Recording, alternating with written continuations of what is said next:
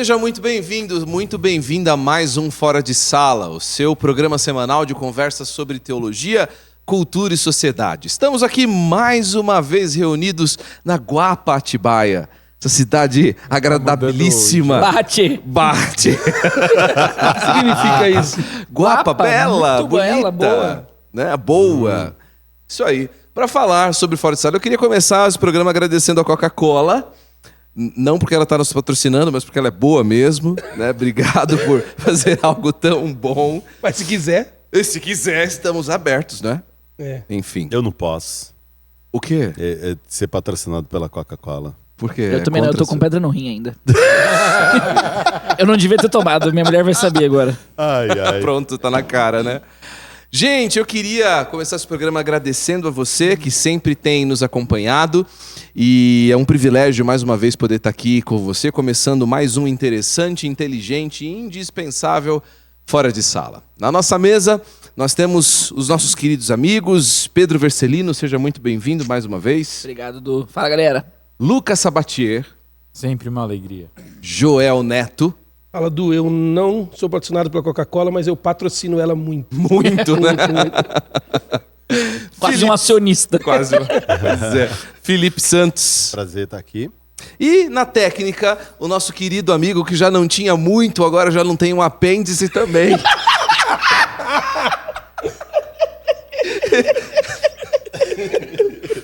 Perdeu alguma coisa. É uma alegria poder. E por falar em perder, eu queria dizer que nós começamos uma gravação recente com uma plateia de 2. Já perdemos um no caminho. Só tem um assistindo. Foi embora, desistiu. Contextualizando você que ouviu o programa semana passada, a gente tem a honra e a alegria de receber mais uma vez 2 alunos, colegas nossos lá do Palavra da Vida, o Cauã e a Isa. Sejam bem-vindos mais uma vez, estão tentando aqui se manter acordados no meio da gravação do Fora de Sala. E você tem ouvido nossos programas, caminhado com a gente já? Esse já é o 20º Fora de Sala. Uau. Olha só. 20 programas. Tem escutado a gente nesse ambiente de informalidade. Sério? Nesse ambiente... Isso significa então que faz 10 terça-feira Agora que eu chego às 11 pra dar isso aula que às eu ia 6. falar. Agora eu tô começando a Exatamente. entender que a minha esposa tá brava. Por isso Achei que era sem razão. Pois é. Agora eu tô começando a entender aquelas ameaças no WhatsApp. É isso.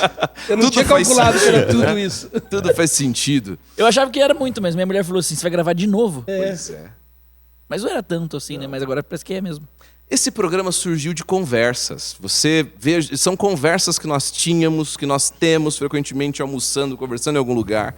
E sempre que nós conversávamos, nós dizíamos uns para os outros, às vezes, puxa, essa conversa devia estar gravada. E agora a gente está aqui nesse ambiente. Por isso que esse programa tem um tom mais informal.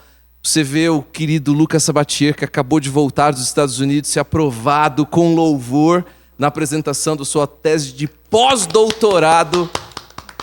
Você fala, é o Lucas? Porque esse é um programa informal. Você é doutor em o quê, Lucas? Eu não sou doutor em nada. Né? E Mas quando nós esse vamos- episódio for lançado, você vai ser. Você vai ser. Não, só depois de colar grau. Daí.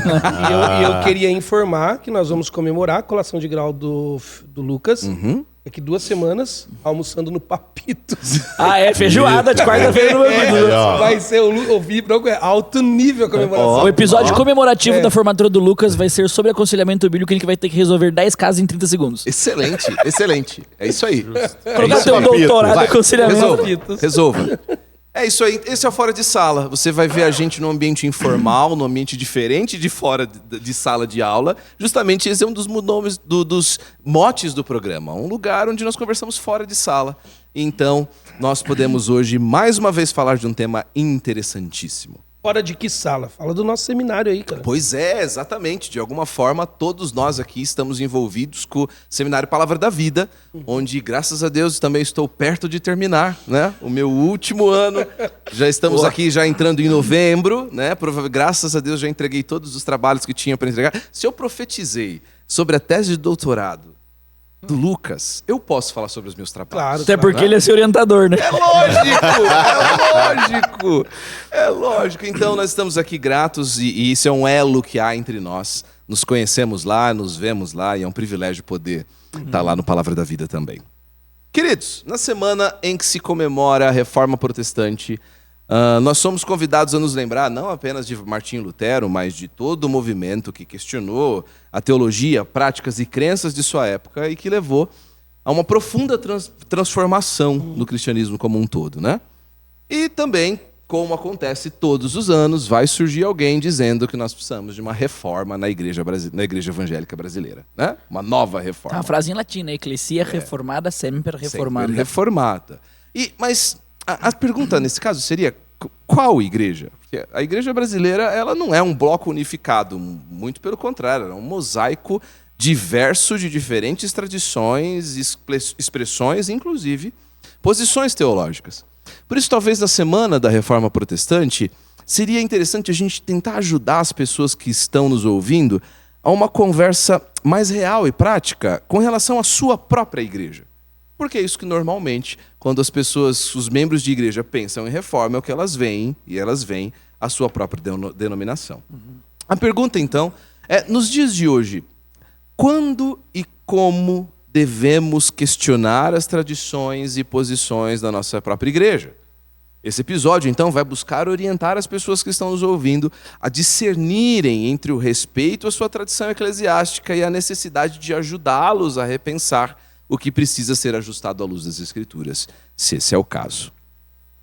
Para começar, a gente volta agora um pouco para o movimento da Reforma Protestante e se lembra que Martinho Lutero, antes de ser expulso da igreja, era um clérigo, era alguém que tinha um papel, era um padre que tinha um certo nível de autoridade, podemos chamar assim, dentro da igreja. Mas vocês acham que o leigo, o membro da congregação, a pessoa que frequenta a igreja, que é membro da igreja, não vamos nem colocar as pessoas que estão visitando, que não fazem parte da congregação, mas o leigo, aquela pessoa que, o membro da igreja, ela tem, Felipe, algum papel na hora de questionar possíveis direções, posições que a igreja tem tomado? Depende. Depende do quê?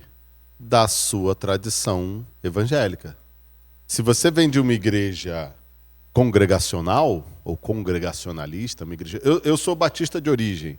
Na igreja batista, a gente pode questionar tudo. O membro, ele tem poder de voto, ele tem um voto e ele tem o direito de questionar as coisas, na assembleia, de levantar a mão, de fazer perguntas, tudo, claro, dentro dos procedimentos.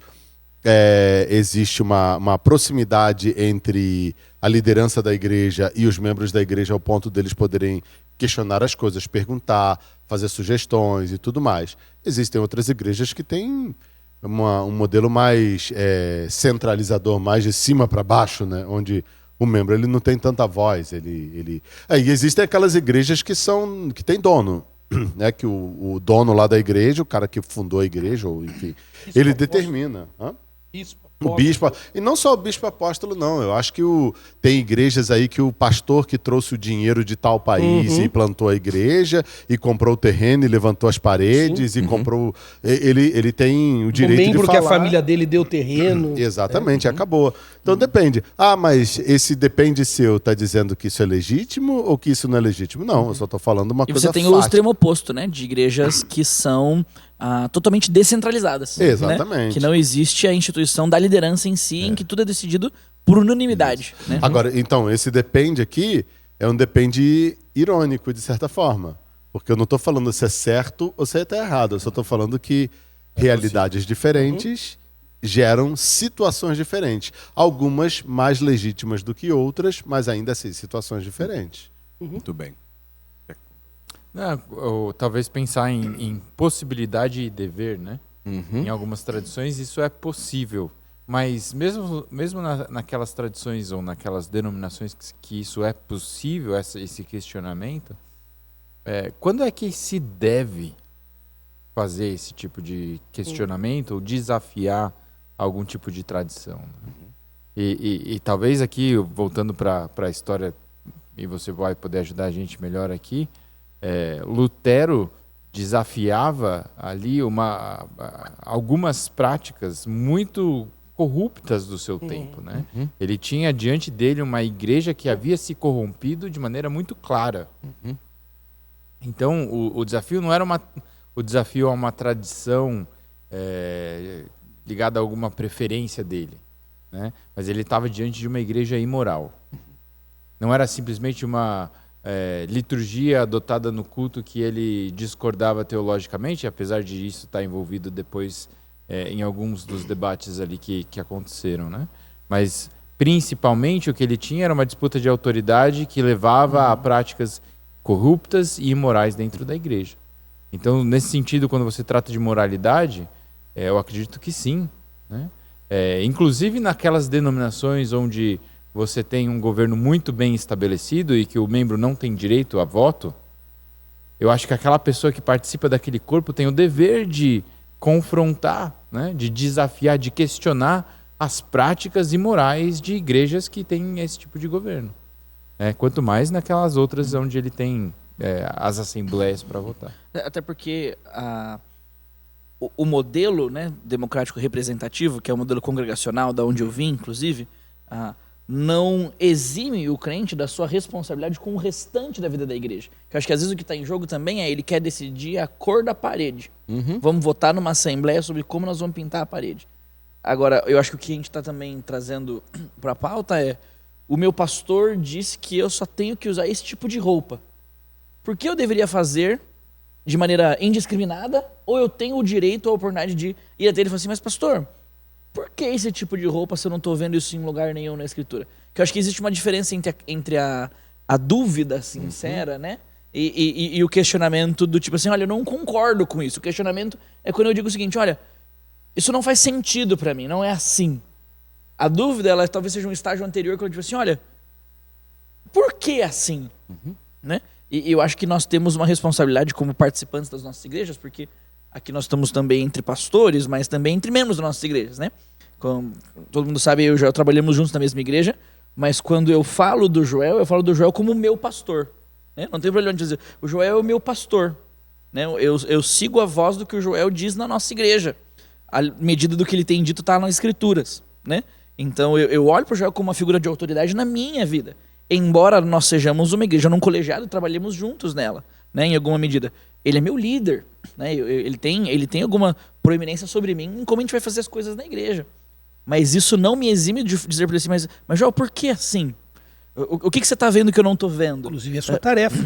Exatamente. Um ponto importante antes da gente continuar também, ainda nesse campo de definições que nós estamos fazendo, é que quando a gente está se referindo nesse programa à tradição, a gente está pensando num termo realmente bem amplo, né? Estamos falando de heranças culturais, de legados de crenças, de práticas que a igreja tem desenvolvido a curto, médio prazo, inclusive. Não estamos falando necessariamente de algo que aconteceu há séculos atrás, mas de alguma medida de coisas que a igreja acredita, pensa e pratica, né? E a gente estava comentando aqui, inclusive, que não necessariamente tradição é algo ruim. Não é? Não necessariamente tradição é algo que é prejudicial. E a gente estava fazendo uma distinção entre tradição e tradicionalismo. Não é? Vocês podem ajudar a gente a entender isso um pouco melhor? Acho que o João Alexandre tem uma frase, eu ouvi da boca do João Alexandre, que é um cantor brasileiro cristão, muito habilidoso por sinal, mas eu não sei se ele estava citando alguém ou não. E ele diz assim, que tradição é a fé viva dos que já morreram. Tradicionalismo é a fé morta dos que ainda vivem. É do Yaroslav Pelikan, um historiador É, teólogo norte-americano. não faço ideia de quem é esse cidadão, então eu vou ficar com o João Alexandre. Mas vou continuar falando que foi o João Alexandre, que eu não vou saber falar esse nome. Mas eu acho que essa é a grande questão. Que a tradição é uma coisa boa. A tradição conserva valores bons. O tradicionalismo é a tentativa de manter o canal da comunicação daqueles valores. E todos esses ismos, de alguma maneira, são ruins. Como a gente, por exemplo, fala de racionalismo, que foi um movimento histórico, né, de responder tudo pela razão. A razão é boa. Racionalismo é ruim. A emoção é uma coisa boa. O emocionalismo é uma coisa ruim. A tradição é uma coisa boa, o tradicionalismo é ruim. Porque o tradicionalismo é uma tentativa de manter o canal, vivo o canal que colocou no tempo e no espaço aquela tradição boa. E canais mudam, maneiras, métodos, formas mudam. Em alguma medida, a tradição é aquilo que vai ganhando corpo ao longo do tempo, quando, pegando o exemplo, né, do povo de Deus, que se reúne no domingo ao longo da história e tem motivos para fazer isso. Na língua portuguesa, o sufixo ismo, ele é derivado do latim e ele entra para designar ideologias.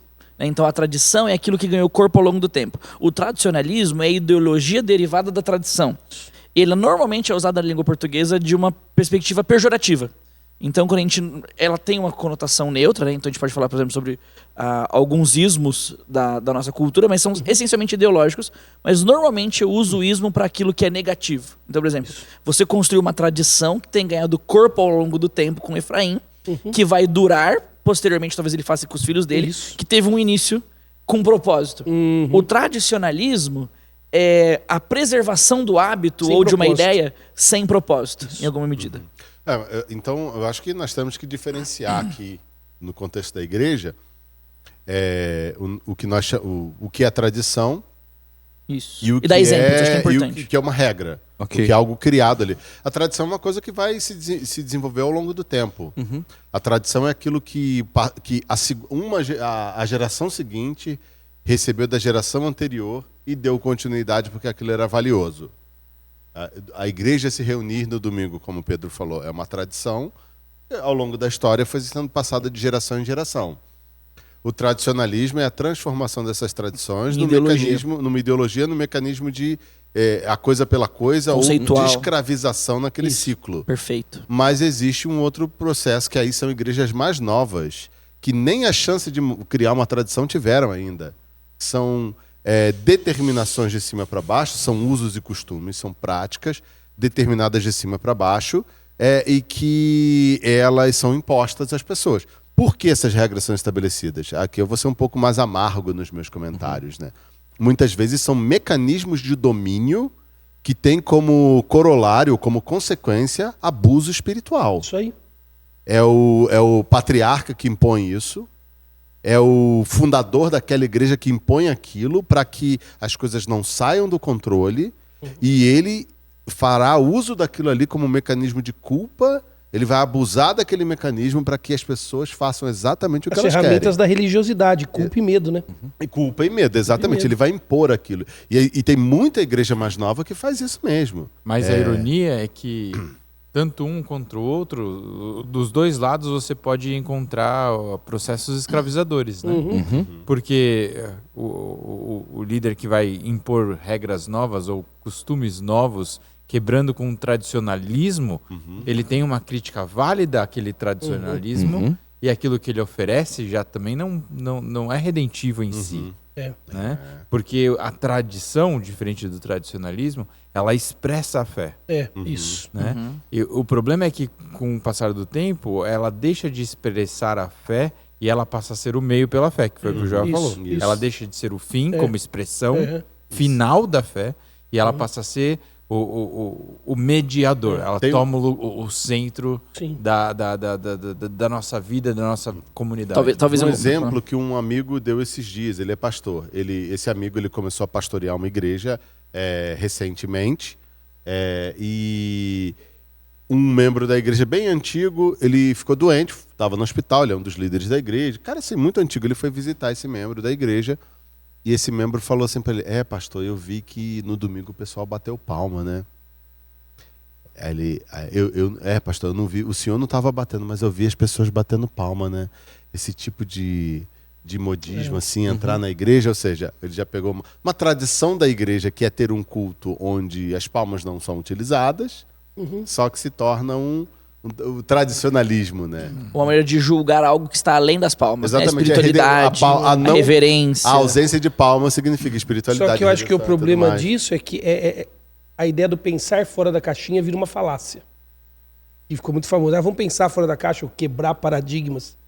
Porque pensar fora da caixa é colocar a gente numa outra caixa. Quebrar um paradigma é correr o risco de que o paradigma se torne um fim em si mesmo. O novo paradigma se torne um fim em si mesmo. Quebrar uma tradição e inventar uma nova. Inventaram uma nova. Por exemplo, a nossa comunidade aqui, nós somos uma comunidade contemporânea. Uma comunidade que tenta ser bem dialogal com a geração da experiência e tudo mais. Mas o que nós fazemos aos domingos, numa 1h20, 1h30 que temos de culto? Nós começamos cantando no meio da música, oramos, oração de entrega, de confissão, pregamos a palavra de Deus expositivamente, na medida de música e pregação, nós temos um tempo muito maior de pregação do que de música. No final, damos avisos para a vida comunitária da igreja e vamos embora. Aí você fala, mas a igreja lá é muito diferente. Porque a maneira como fazemos tudo isso, que é da tradição, são por meio de veículos que outros não estão acostumados. Porque não estão dispostos a usar. E não estão dispostos a usar. E que bom, porque tem outras igrejas para outras pessoas. A maneira que se celebra, que se canta, que se levanta a mão, que se faz a música, que usa a luz, a intensidade da luz. Isso é um outro meio. E eu acho que uma coisa, João, que é importante a gente pontuar é que a tradição ela tem um papel na formação das liturgias, ou seja, na formação dos nossos ritmos de vida, que é muito importante, porque a ausência de rotina, a ausência de estrutura é uma vida de desespero. O homem é litúrgico, né? Isso. O homem, porque a criação é litúrgica. A criação tem tarde e manhã. Isso. Né? A criação tem estágios da natureza. Deus criou o mundo com rotinas. Deus faz a planta crescer numa época, Deus faz a planta morrer numa outra época. Então, quando eu vivo a vida totalmente desprendido da rotina ou da tradição, né, em alguma medida, eu vivo uma vida do caos, uma vida do desespero. E a criação é Deus colocando ordem nesse caos. Agora, aonde eu enxergo a tradição nisso? A tradição, ela me dá estrutura com flexibilidade. Então, por exemplo, nós somos batistas, né? Eu sou batista há muito pouco tempo para dizer o que os batistas acreditam. Inclusive, me meteram numa sinuca de bico recentemente, fui falar num evento, aí tinha um pergunta e resposta, falei assim, pastor, o que nós batistas pensamos sobre isso? Eu falei assim, caraca, me Mas ferrei. é muito fácil responder, cada um pensa uma coisa. Aí eu falei assim, putz, eu me ferrei. Eu falei assim, eu posso te dizer o que Paulo pensa sobre isso, mas eu não sei o que os batistas pensam. Mas, do que eu tô manjando de batista agora até um pouco, cara, a gente tem muita liberdade para pensar, para fazer algumas coisas e conseguimos estar juntos em torno dessa mesma coisa. O tradicionalismo não permite essa flexibilidade. Eu acho que isso é uma distinção importante. Então, por exemplo, nós temos uma tradição sobre o que acontece num culto. Ela tem sido herdada e construída ao longo da história pela igreja. Então, por exemplo, nós não assistimos um filme no culto da Disney. Por quê? Porque na nossa tradição eclesiástica, a palavra de Deus tem uma primazia no culto, e o que acontece no culto reflete o que a gente aprende na palavra de Deus. E não tem, vamos assistir um filme da Disney na igreja. Sim. Agora, o tradicionalismo não permite a gente, por exemplo, pregar sentado quando for preciso. A gente tem um pastor velhinho na nossa igreja que prega assim às vezes. O pastor Guilherme. Fala isso. Ele prega assim às vezes sentado, e tudo bem, Poxa, pastor Guilherme, te zoaram. Ele não é velhinho. O tradicional ele não é velhinho, tadinho. O tradicionalismo não permite nós pregarmos com as roupas que nós pregamos. A tradição requer que venhamos vestidos para pregar. Quando você fala sobre liturgia e você explica ela dessa maneira, você mostra que a liturgia é pensada. Tem porquês. Ela foi construída, né? Isso, ela é meticulosamente considerada para que ela comunique algo, para que ela expresse algo. E o tradicionalismo normalmente responde a pergunta do tipo assim, né? Por que nós fazemos assim? Porque nós sempre fizemos assim. Sempre foi assim e precisa continuar. Não tem uma explicação de propósito. Isso, e aí eu acho que talvez algo para a gente sempre ter em mente é manter tradições não é necessariamente bom ou ruim, mas precisamos manter as tradições com base nos motivos que levaram aquelas tradições a serem colocadas. E quando você não tem isso, Lucas, é um desespero. Vocês já tiveram essa experiência. Ir em cultos que você não sabe o que vai acontecer. Aquilo é um desespero. E aí, talvez, Edu, voltando para a pergunta do questionamento, talvez a gente possa ter... estimular nos nossos ouvintes uma humildade nesse questionamento, né? Por que aquelas tradições são o que são? Qual a consciência que aquela comunidade ou aqueles líderes carregam dos motivos, dos propósitos daquelas tradições? E de alguma maneira tentar enxergar o que ela representava, ou pelo menos vislumbrar quais crenças e valores estão por detrás daquele tipo de ação naquela comunidade específica. Então, se eu chego numa comunidade que prega de camiseta, e eu vejo o pregador de camiseta, poxa, será que ele está fazendo isso por quê? Será que ele está querendo amar aquela pessoa que está chegando e que é simples? Será que ele está querendo, de alguma maneira, Criar um Criar diálogo. alguma criar um Sim. diálogo, uma empatia com o jovem. O que ele está querendo fazer? Isso é bom ou é ruim? E naquela outra igreja que eu chego e o pastor prega de terno e gravata borboleta, o que ele está tentando fazer ali? O que ele está comunicando? Ele está comunicando reverência? Ele está comunicando algum tipo de honra? É aquele cara que foi pro guarda-roupa tarefa solene dele. que ele tem Ele que foi pro cumprir. guarda-roupa dele no domingo de manhã e falou: eu quero vestir a melhor roupa que eu tenho para que Deus seja honrado. Né? Você tem dois cenários completamente diferentes, esteticamente diferentes, mas com valores e motivações que são muitas vezes São apropriadas. legítimas, são Exatamente. legítimas. O problema é quando o fazer é motivado simplesmente pelo fazer. E nesse sentido, a gente precisa pensar que a cidade ela é policultural, então ter igrejas esteticamente distintas nesse sentido Tem um é grande até muito valor. saudável. Sim. Tem um grande valor. Mas acho que eu diria, desculpa, eu acho que eu seria um pouco incisivo nesse quesito. Eu acho que a tradição, ela precisa ser compreendida. E a tradição, quando compreendida, entendida em seus propósitos, eu posso olhar para ela e dizer assim: tá, mas eu não concordo com esses propósitos. Acho que eles não fazem sentido para mim. Então você não cabe naquela estética. Isso que eu ia dizer. Não, eu não diria nem estética, por exemplo. Por que nós ensinamos essa doutrina, por exemplo? Ah, tá. Desse jeito. E tem um propósito, nós lemos esse texto desse jeito. Num ambiente confessional, que confessa uma tradição teológica, quando eu olho para a tradição e digo, ela não cabe para mim, eu estou dizendo, então, eu não caibo nessa comunidade que preserva essa tradição. Agora, eu acho que com o tradicionalismo o movimento é diferente. O tradicionalismo não é um movimento de compreensão. Eu quero só entender para me adequar a esse costume. Não, o tradicionalismo precisa ser combatido. O tradicionalismo precisa ser questionado. Especialmente quando ele não é fruto de uma tradição teológica, mas ele é fruto de uma preferência pessoal. Né? Porque a preferência pessoal, eu preciso estar sempre aberto a discuti-la, negociá-la e abrir mão dela. Especialmente Paulo faz isso várias vezes, né? Pelo menos em 2 grandes blocos na Bíblia. Que a minha preferência pessoal, inclusive, ela precisa ser jogada ao chão pelo amor ao próximo. Então a preferência pessoal, eu estou disposto a negociá-la. Sim, A convicção teológica, não necessariamente. sim. Agora, Mas eu a queria falar- convicção, o combate ao tradicionalismo, ele não é necessariamente a modificação do costume tradicional. Entende? Mas é é a a modificação reconquista- do costume que é derivado do tradicionalismo. Mas eu acho que tem a ver com a reconscientização, com o reganho dos fatores motivadores que levaram aquela tradição a ser propositada.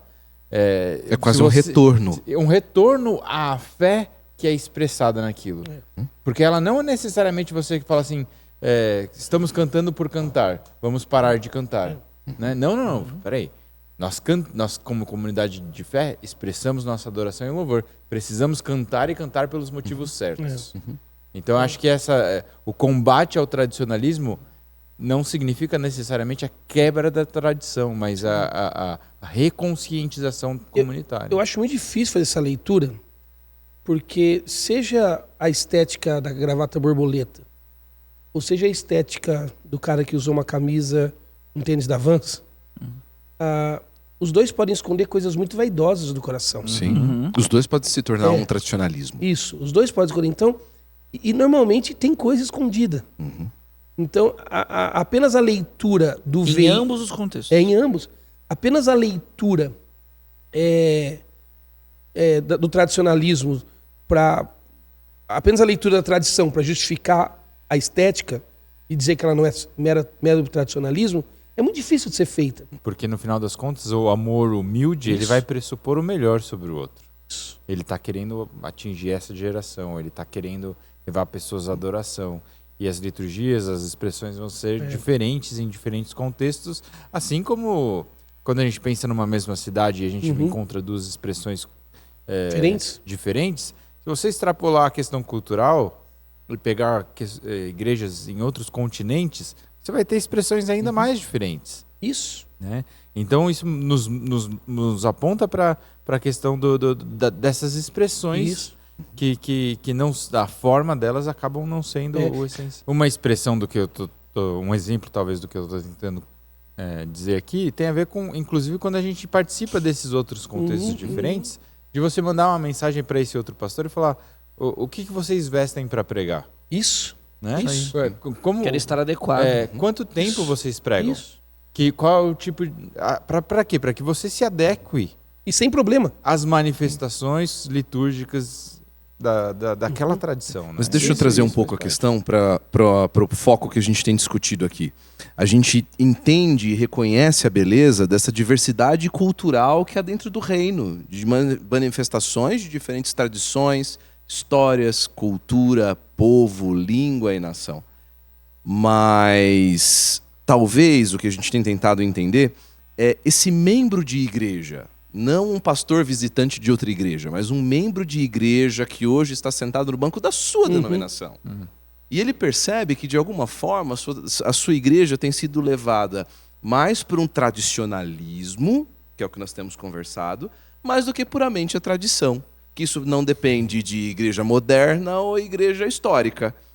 Ambas podem desenvolver Apenas em fazer o culto. método um fim em si mesmo. Exatamente. Umas podem, inclusive, usar a própria teologia, como a questão do abuso que o Felipe trouxe. Então, como é que essa pessoa que está vendo sua igreja se enveredar por esse tradicionalismo pode ajudar a sua igreja de alguma forma que reflita ao mesmo tempo humildade, mas também preocupação pelos rumos que a igreja tem tomado? Talvez o primeiro passo seja justamente o questionamento, não no sentido de questionamento desafiador, mas perguntar mesmo. Pastor, a gente tem feito isso. Por quê?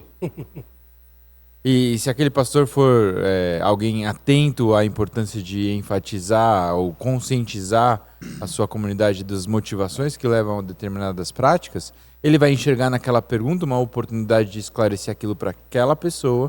E se aquela for uma pergunta recorrente, ele pode eventualmente esclarecer isso para a comunidade. Então talvez acho que esse seja um bom primeiro E passo. desejo de querer ouvir também, né? A recepção que ele vai ter isso dessa aí. pergunta vai demonstrar a mesma humildade que a pessoa tem em perguntar, e do jeito que pergunta, com a maneira como ele ouve. É. Se ele ouve isso como uma descredibilização dele, ou se ele ouve isso como um minar da autoridade dele, ou se ele ouve disso a voz de uma ovelha sedenta, querendo assim, puxa, quero mais direção. Quero entender melhor qual é o caminho de Deus aqui nesse processo. Mas tem um aspecto, a continuidade disso aí, que é o seguinte: às vezes é também esse membro, ele ter que entender que às vezes o próprio pastor está debaixo de uma situação que ele não sabe como sair, ou que ele não pode sair. Ele não tem o cenário todo, né? Não, às vezes o pastor ele já percebeu aquilo. Ele mesmo não sabe por quê, e ele não tem o poder de mudar. O processo, nesses casos, o processo pode ser longo. Às vezes o pastor está ali naquela situação e você vai chegar para o pastor, por que a gente faz assim? Ótimo. E o pastor responde, olha só, eu também estou procurando saber. Eu já perguntei a várias pessoas, já me explicaram o que a gente pode fazer para mudar isso aqui, para dar uma vida nesse aspecto morto da nossa liturgia. E o pastor ele pode muitas vezes falar, eu ainda não sei. E nessa hora Mas isso é no caso de uma procura positiva do pastor e do membro, né? Mas no caso de uma discordância, ontem o Pedro estava me chamando a atenção ontem de quantos 60 a mais tem vindo em nossa igreja, o que é para mim bastante impressionante. Porque é um estilo de estético celebrativo que a tendência seria afastar esse público, né? o público maior de 60, 60 a mais. Ah, tá. E tem vindo muito mesmo. Mas muitos desses, eu não falei isso pro Pedro ontem, mas não se enganem, muitos desses já me abordaram e já me fizeram muitas perguntas sobre o porquê, esses porquês. E eu sempre olho para eles com muito amor e quero que eles estejam aqui, a chegada deles aqui abençoa muito, mas eu explico com muita convicção a igreja que somos. Respeito e vou respeitar todos que disserem assim, então acho que não é para mim. Porque eu não posso ser uma igreja, eu não posso ser tudo para todo mundo. Nós escolhemos algumas coisas. Mas para muitos eu tenho dito o seguinte, que eu gostaria muito que eles me ajudassem a alcançar uma geração que talvez eles nem vão ver. Que eles fizessem o último terço da vida deles vivendo um projeto e um propósito que tivesse menos a ver com eles e mais a ver com alguma coisa que vem depois deles. E essa minha fala, esse meu argumento, talvez está sendo o que mais capta o coração deles. Então eu não estou dizendo é assim porque é assim, você não quer, você vai embora. Eu estou dizendo é assim por isso. Tudo que eu puder fazer para que você se sinta bem e confortável que eu vou fazer. E como, por exemplo, tem momentos que eu peço para baixar a música, e eu peço mesmo, quando eu noto. Mas eu tenho dito para eles, há um propósito, nós estamos indo para um lugar. Você pode não querer ir com a gente, eu vou respeitar, mas eu gostaria que você considerasse... Claro, Joel, a gente fez isso ontem no culto, né? Mas quando a gente volta para a história, a gente já comentou isso, inclusive, no podcast, a gente comentou que, a princípio, o movimento de Martinho Lutero não era um movimento divisionista, mas um movimento de reforma, um movimento de retorno, um movimento de restauração. Mas em algum momento ele percebe que esse caminhar unido já não era mais possível. Ele percebe que era o momento de romper. Quando é que vocês acham que esse membro da igreja deve, então, ir para essa decisão radical de repente, romper com essa sua igreja? Até quando esse caminhar é possível? Até quando essa tentativa, essa busca por reforma, essa busca por transformação, ela deve continuar? Eu acho que eles vão poder responder até melhor do que eu, mas antes de fazer essa resposta, pegando aí na pergunta se pode ou não questionar, eu acho que os questionamentos revelam doenças que existem nos contextos da igreja. E aí nós podemos dizer até quando e que momento que ele vai fazer isso. Pelo menos duas doenças que eu acho que já foram faladas aqui razoavelmente. Pode revelar uma doença na liderança, pode revelar uma doença no membro, pode revelar uma doença em quem é questionado e em quem questiona. Então, em quem é questionado, pode ser essa doença do abuso espiritual. O cara está doente mesmo, ele acha que ele domina sobre as pessoas, que ele é o bispo, o apóstolo, que ele é... Às vezes até o conhecimento teológico faz isso. Eu sei tudo, o outro não sabe nada, esse orgulho do conhecimento. Isso é uma doença. Isso gera um tradicionalismo violento. E do outro lado, você tem uma doença também que pode estar localizada no questionador. Porque ele não entende que a igreja tem uma liderança. A igreja tem uma visão. Eu acho que aqui está um dos grandes problemas da maioria das igrejas. Elas não costumam ter visões muito claras, projetos muito claros. Lá no livro Igreja Simples, os autores falam que o nosso processo deveria responder ao nosso propósito. Então eles não costumam ter clareza em quem são e para onde estão indo. E não costumam ter uma liderança com características de determinar isso e guiar nessa direção. Normalmente os pastores são mais voltados à pregação. E tá rolando uma esquizofrenia ministerial ali, né? Porque o que tá na placa da igreja, na parede, não tem nada a ver com o que eles estão fazendo. Com o que eles estão fazendo. O pastor normalmente é formado e treinado no seminário muito mais voltado para bom, né? Para pregação, para o consolo, para o aconselhamento, e pouco treinado para ser essa pessoa que define os alvos e leva até esses alvos. Então, o membro fica perdido também. Ele está questionando com a liberdade que ele tem, porque a igreja não tem uma filosofia muito clara de ir para onde ela está indo. Para mim, as duas curas para isso, e aí talvez definiria quando a pessoa pode ou não fazer, na questão de quem é questionado, a cura é você ter uma clareza mais colegiada na liderança. Homens sozinhos, liderando por eles mesmos, costumam a fazer bobagem. Essa é a grande verdade.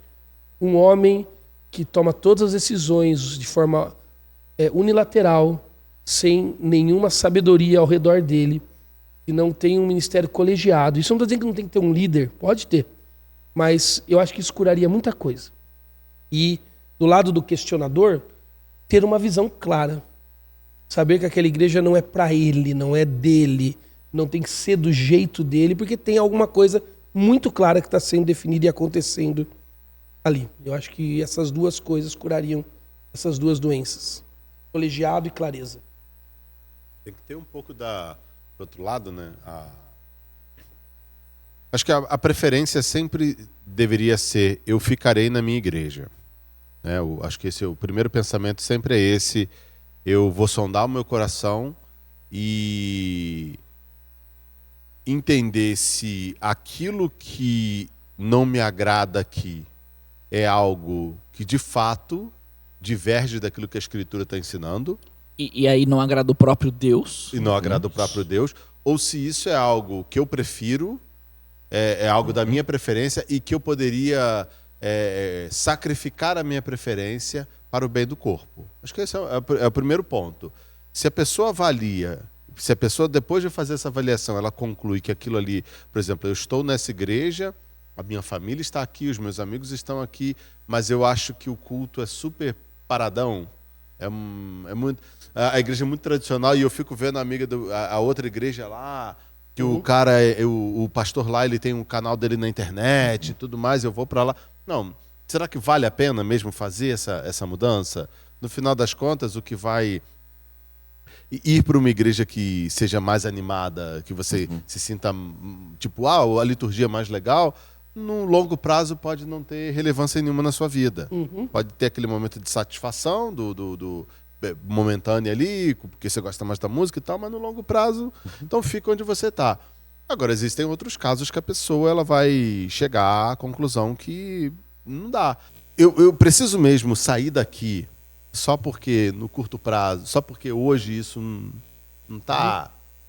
Ou seria melhor sacrificar as minhas preferências para estar aqui com aquelas pessoas que eu amo, que eu conheço, que cuidam de mim, que eu cuido delas? Ou aquela outra pessoa que fala assim, não, acho que de fato deu, é melhor partir. Eu não estou falando nem de ter problema com a igreja, não. Não estou falando de pecado nem nada.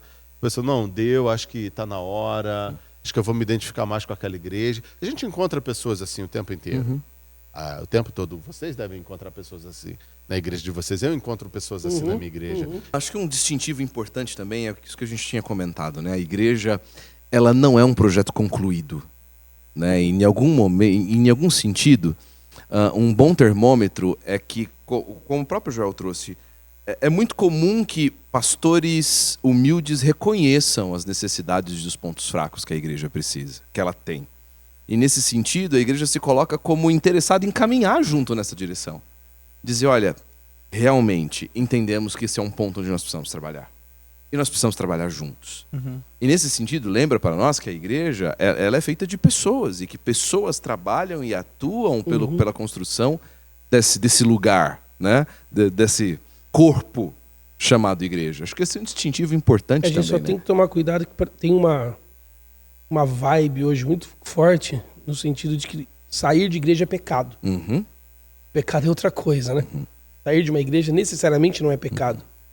Então, eu acho que você deve sempre ficar na sua igreja, desde que, como o Pedro falou, o que não está te agradando ali, também não está agradando a Deus. Exato.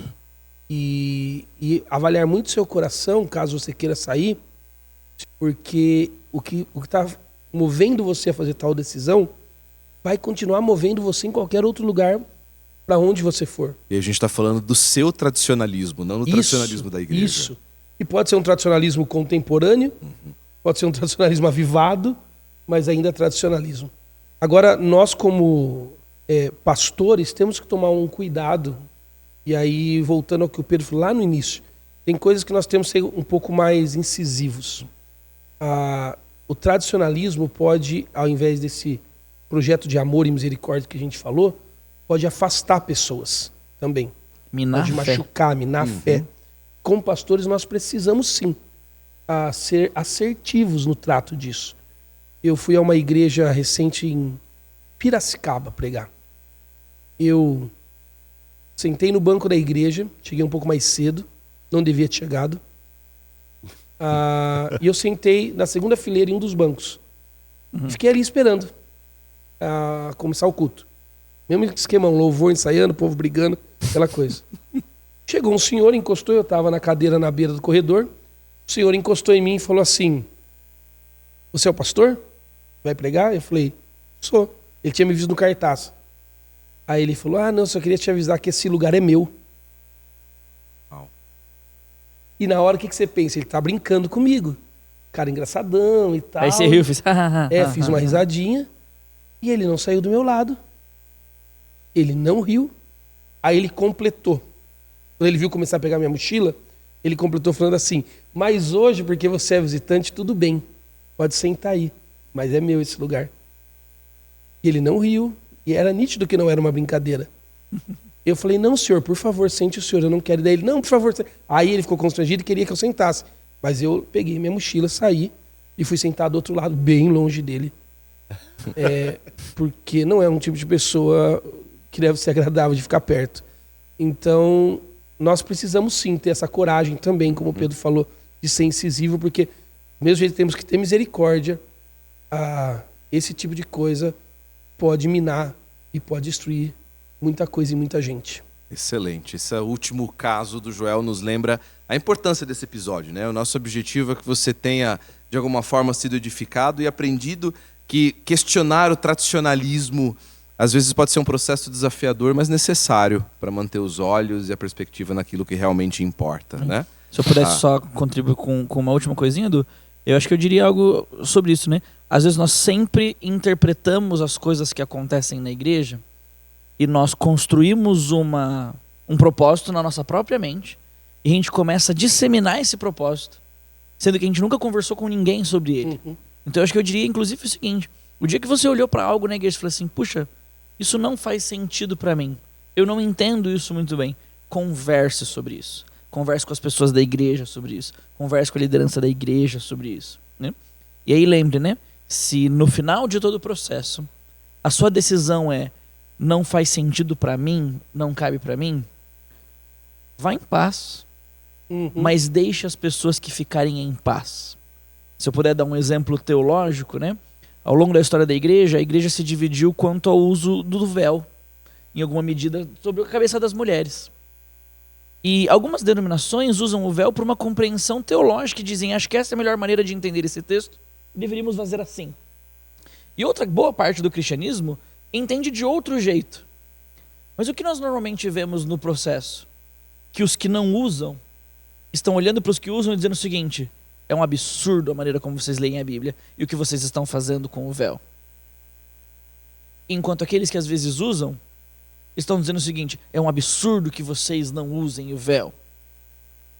Enquanto numa questão como essa, que se você não sabe o que a gente está falando sobre triagem teológica, assista o nosso podcast sobre isso. Numa questão como essa, talvez a gente devesse olhar para aquela igreja e falar assim, puxa, faz sentido, vou usar o véu. Puxa, não faz sentido, então eu vou procurar uma igreja onde não se usa o véu. Mas a gente também deveria, da mesma forma como a gente está acostumado e buscando alguém que afirme a nossa preferência, deveria preservar o direito do outro de ter outra preferência. Eu deveria preservar o direito do outro de ler a Bíblia de um jeito diferente do meu, né? Porque senão eu vou sempre dizer o seguinte, é o que eu já bateu, assim, o que você faz é um problema para mim, porque não é o que eu faria. É um absurdo, não é? É isso. Lembramos que aos olhos da reforma protestante, né, elas nos ensinam que às vezes reformar é um ato de amor. Amém. Reformar é um ato de... Você nunca reformou uma casa, né? Pois é. Ou o Lucas, que acabou de passar por isso, né? Mas também você aprendeu a discernir. Nosso objetivo é que você tenha também aprendido a discernir como, quando, abordar tradições de maneira saudável, sem perder de vista a humildade, a caridade, o respeito e a unidade. Amém. É isso. Se você gostou desse episódio, compartilha ele, coloca a sua pergunta, manda a sua pergunta pra gente aí nos comentários, compartilha com outras pessoas. Questiona a gente. Questione a gente, é isso aí. Ele nos dê a oportunidade de podermos entrar em contato com você, conhecer você também.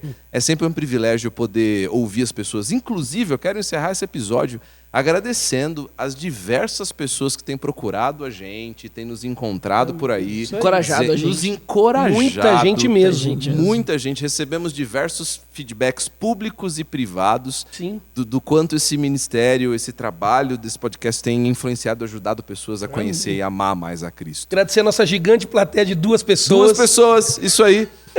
Graças, obrigado, viu, queridos? É um prazer mesmo ter vocês aqui. Voltem sempre. que vocês não tiverem hora para voltar no seminário. Quem sabe um dia, né? Quem sabe um a gente dia? vai fazer um podcast desse com uma Conferência fora de sala 2025. Talvez até ao vivo, porque Quem não? sabe? Por que não? Eu É acho isso aí. difícil ao vivo com a gente. Depois vocês perguntem ao Cauã e a Isa por quê. Se o Renan conseguir passar um episódio inteiro sem desligar a televisão, a gente faz ao vivo. Sem Eu falei, o sem encher o problema é o HD. Renan. O problema é o Renan. Mas a gente vai tirar outra coisa dele além do apêndice. Queridos, a gente se vê. Uma boa semana pra você e a gente se vê por aí.